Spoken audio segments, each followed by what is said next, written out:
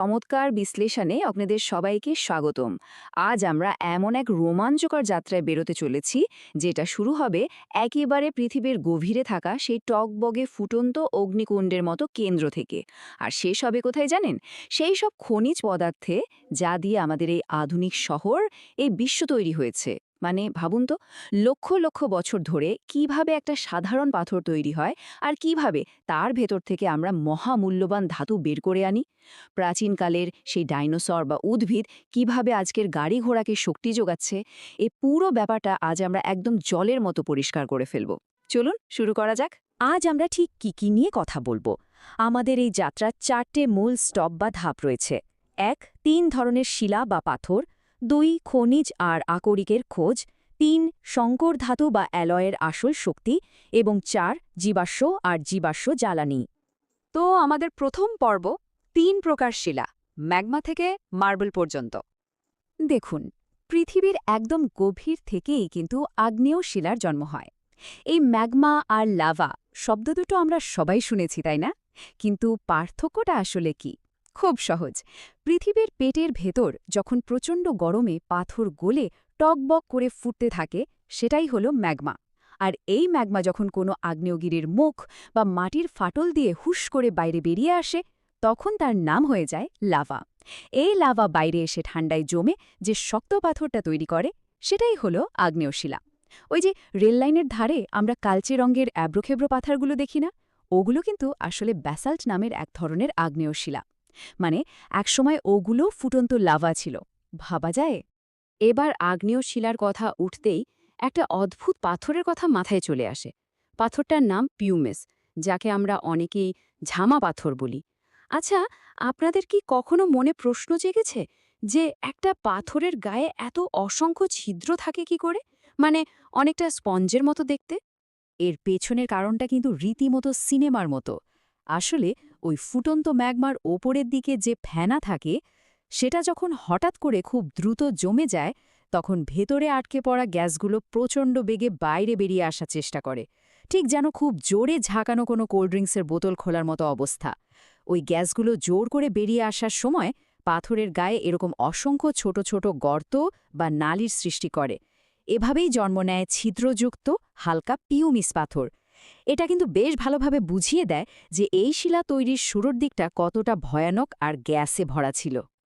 তো এই যে প্রাথমিক আগ্নেয় পাথরগুলো, এগুলো যখন লক্ষ লক্ষ বছর ধরে সমুদ্র বা নদীর জলের নিচে পলি হিসেবে জমতে থাকে, তখন স্তরের পর স্তরের প্রচণ্ড চাপে তৈরি হয় পাললিক শিলা। বেলে পাথর বা চুনা পাথর হলো এর দারুণ উদাহরণ। এই পলি জমার সময়ে কিন্তু ঘটে আরেকটা মজার ঘটনা। অনেক মৃত মাছ, শামুক বা জলজ প্রাণী এই স্তরের ভেতর আটকা পড়ে যায়, আর সময়ের সাথে সাথে ওগুলোই পাথরে পরিণত হয়ে যায়, যাকে আমরা বলি জীবাশ্ম বা ফসিল। আর হ্যাঁ, এই আগ্নেয় ও পাললিক শিলাগুলো যখন মাটির আরও অনেক গভীরে চলে যায় আর অকল্পনীয় তাপ ও চাপের মুখে পড়ে, তখন ওদের চেহারা আর গুণাগুণ একদম পাল্টে যায়। তৈরি হয় রূপান্তরিত শিলা। বিশ্বাস করবেন কিনা জানি না, আমাদের খুব চেনা সাধারণ চুনাপাথরই কিন্তু মাটির তলায় চাপ খেয়ে ওই দামি মার্বেল পাথরে পাল্টে যায়। ঠিক আছে, এবার আসা যাক আমাদের দ্বিতীয় পর্বে। খনিজ ও আকরিক আবিষ্কার, পৃথিবীর লুকানো ধন।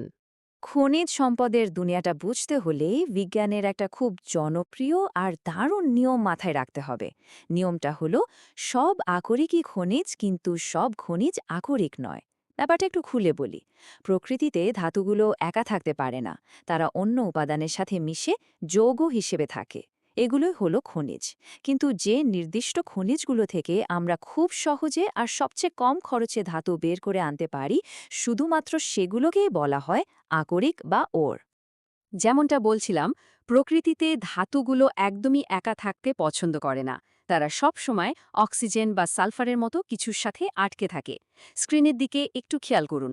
লোহার প্রধান আকরিক হল হেমাটাইট, যেখানে লোহার ঘাড়ে চেপে বসে থাকে অক্সিজেন। অ্যালুমিনিয়াম পাওয়া যায় বক্সাইট থেকে, সেখানেও সে অক্সিজেন।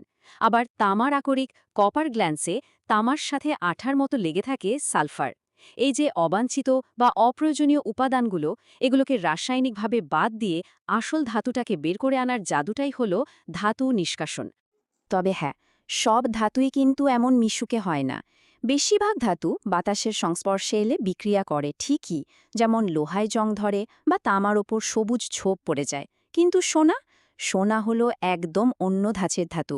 জল বা বাতাস যাই থাকুক না কেন, সোনা কারোর সাথেই কোনো বিক্রিয়া করে না, একেবারেই না। আর ঠিক এই কারণে প্রকৃতিতে সোনা কোনো যোগের সাথে মিশে থাকে না, বরং একদম বিশুদ্ধ বা মৌল অবস্থাতেই পাওয়া যায়। এই জন্যেই তো সোনার এত দাম আর এত চকচকে রূপ। এবার আমরা প্রবেশ করছি আমাদের তৃতীয় পর্বে, সংকর ধাতুর শক্তি, ভবিষ্যৎ নির্মাণ। এখন এই জায়গাটার সবচেয়ে আকর্ষণীয় বিষয়টা হল সংকর ধাতু বা অ্যালয়। জানেনই তো, মাটি থেকে পাওয়া বিশুদ্ধ ধাতুগুলো দিয়ে সবসময় আমাদের কাজ চলে না, কারণ সেগুলো অনেক ক্ষেত্রেই ততটা শক্ত বা টেকসই হয় না। তো সমাধান কি? সমাধান হলো মিক্সিং। দুই বা তার বেশি ধাতুকে একসঙ্গে গলিয়ে একদম নতুন একটা মিশ্রণ তৈরি করা হয়। এর ফলে এই নতুন জিনিসটার স্থায়িত্ব অনেক বেড়ে যায়, মরিচা ধরার ভয় থাকে না, আর সেটা হয়ে ওঠে সুপার স্ট্রং। বিজ্ঞানকে এবার একটু ল্যাবরেটরি থেকে আমাদের নিজেদের বাড়ির ভেতর নিয়ে আসি। এই যে আমাদের চারপাশে এত এত জিনিসপত্র, কখনো কি মাথায় এসেছে যে আমাদের জানালার ওই শক্তপোক্ত গ্রিল, বা ধরুন রান্নাঘরের ওই চকচকে স্টেনলেস স্টিলের হাঁড়ি পাতিল, এগুলো আসলে ঠিক কি কি রাসায়নিক উপাদান দিয়ে তৈরি? এই দৈনন্দিন জিনিসগুলোর পেছনের রেসিপিগুলো কিন্তু দারুণ ইন্টারেস্টিং। আমাদের জানালার গ্রিল তৈরি হচ্ছে লোহা দিয়ে, আবার খাবার প্যাক করার ফয়েল তৈরি হচ্ছে হালকা অ্যালুমিনিয়াম দিয়ে। কিন্তু সবচেয়ে চমকে দেওয়ার মতো ব্যাপারগুলো ঘটে ওই মিশ্র ধাতু বা অ্যালয়ের ক্ষেত্রে। একটু কার্বনের সাথে লোহা মিশিয়ে দিলেই তৈরি হয়ে যায় ইস্পাত বা স্টিল, যা সাধারণ লোহার চেয়ে অনেক অনেক বেশি শক্ত। আর এই লোহার সাথেই যদি আপনি একটু ক্রোমিয়াম আর নিকেল মিশিয়ে দেন, ব্যাস তৈরি হয়ে গেল স্টেইনলেস স্টিল, যাতে জীবনেও জং ধরবে না। আরেকটা মজার তথ্য দিই, জার্মান সিলভার নামের একটা সংকর ধাতু আছে, কিন্তু মজার ব্যাপার হলো এতে বিন্দুমাত্র সিলভার বা রূপো থাকে না, পুরোটাই তামা, দস্তা আর নিকেলের খেল। এমনকি আমরা যে খাঁটি সোনার গয়না পরি, সেটাও কিন্তু ১০০ ভাগ সোনা নয়। গয়নাটাকে শক্ত আর মজবুত করার জন্য তাতে সামান্য তামা বা রূপো মেশাতেই হয়, না হলে গয়না বেঁকে যাবে। চলুন এবার আমাদের যাত্রার একেবারে শেষ পর্বে পৌঁছানো যাক। পর্ব ৪, জীবাশ্ম এবং জীবাশ্ম জ্বালানি, প্রাচীন জীবন, আজকের শক্তি। চলুন ধাপে ধাপে দেখি কিভাবে এই জ্বালানি তৈরি হয়। প্রক্রিয়াটা সত্যি অবিশ্বাস্য।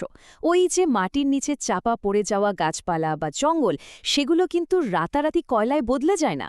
এর জন্য অপেক্ষা করতে হয় লক্ষ কোটি বছর। মাটির অকল্পনীয় চাপ, পৃথিবীর ভেতরের প্রচণ্ড উত্তাপ আর দীর্ঘ রাসায়নিক পরিবর্তনের ফলেই এই জৈব পদার্থগুলো ধীরে ধীরে শক্ত কয়লায় রূপান্তরিত হয়। ভাবলে অবাক লাগে, কোটি বছর আগের সেই গাছপালাই হলো আজকের কয়লা, যা দিয়ে আজও বিশ্বের বেশিরভাগ তাপবিদ্যুৎ কেন্দ্র চলছে আর আমাদের ঘরে ঘরে আলো জ্বলছে। কয়লার গল্প তো শুনলেন, এবার পেট্রোলিয়ামের ব্যাপারটা জানলে আরও অবাক হবেন। মাটির নিচ থেকে যে অপরিশোধিত তেল বা ক্রুড অয়েল তোলা হয়, সেটা দেখলে আপনি বুঝতেই পারবেন না এটা কত কাজের। এটা মূলত কাদা আর জলের সাথে মেশানো একটা গাঢ়, চটচটে কালো তরল পদার্থ। এই অবস্থায় এটা লিটারালি কোনো কাজেই আসে না। একে কাজে লাগাতে হলে রিফাইনিং বা শোধন করতে হয়। আর এই শোধন করার পরেই যেন ম্যাজিক হয়, আমরা পাই কেরোসিন, পেট্রোল আর ডিজেলের মতো সব দরকারি জ্বালানি। শুধু কি জ্বালানি? একদম না। প্লাস্টিক, রঙের দ্রবক থেকে শুরু করে মেশিনের লুব্রিকেন্ট পর্যন্ত আমাদের দৈনন্দিন জীবনের অগণিত জিনিস এই পেট্রোলিয়াম থেকেই আসে। এই পেট্রোলিয়াম শোধন প্রক্রিয়ার একদম সরাসরি আর চেনা একটা উদাহরণ দিই, যেটা আপনাদের সবার রান্নাঘরেই আছে। আমরা রান্নার জন্য যে এলপিজি বা লিকুইফাইড পেট্রোলিয়াম গ্যাস সিলিন্ডার ব্যবহার করি, সেটা আসলে কি জানেন? সেটা হলো এই শোধন প্রক্রিয়ার সময় পাওয়া তরল বিউটেন গ্যাস। এই এত জটিল একটা রাসায়নিক প্রক্রিয়া কিভাবে আমাদের প্রতিদিনের জীবনের সাথে একদম আষ্টে পৃষ্ঠে জড়িয়ে আছে, ভেবে দেখেছেন একবার? তো আমাদের এই দীর্ঘ আর রোমাঞ্চকর ভূতাত্ত্বিক যাত্রার শেষে এসে একটা খুব জরুরি বিষয় নিয়ে ভাবার সময় হয়েছে। পৃথিবীর একদম গভীর থেকে তুলে আনা এই যে অমূল্য সম্পদ, এগুলোর যথেচ্ছ ব্যবহার কিন্তু আমাদের পরিবেশের দারুণ ক্ষতি করছে।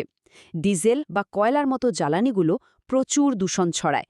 সে কারণে বর্তমানে আমরা সিএনজি বা কম্প্রেসড ন্যাচারাল গ্যাসের মতো অনেক বেশি পরিচ্ছন্ন জ্বালানির দিকে ঝুঁকছি, যা দূষণ অনেকটাই কমায়। পৃথিবীর এই ভাঙা গাড়ার খেলা তো লক্ষ কোটি বছর ধরে চলছে, কিন্তু মানুষ হিসাবে এই সীমিত সম্পদের ব্যবহার নিয়ে আমাদের পরবর্তী পদক্ষেপ ঠিক কী হওয়া উচিত, এই প্রশ্নটাই আপনাদের সবার জন্য রেখে গেলাম। আজকের এই আলোচনায় এখানেই শেষ করছি। আশা করি অনেক কিছু জানতে পেরেছেন। খুব শীঘ্রই নতুন কোনো চমকপ্রদ বিষয় নিয়ে আবারও কথা হবে।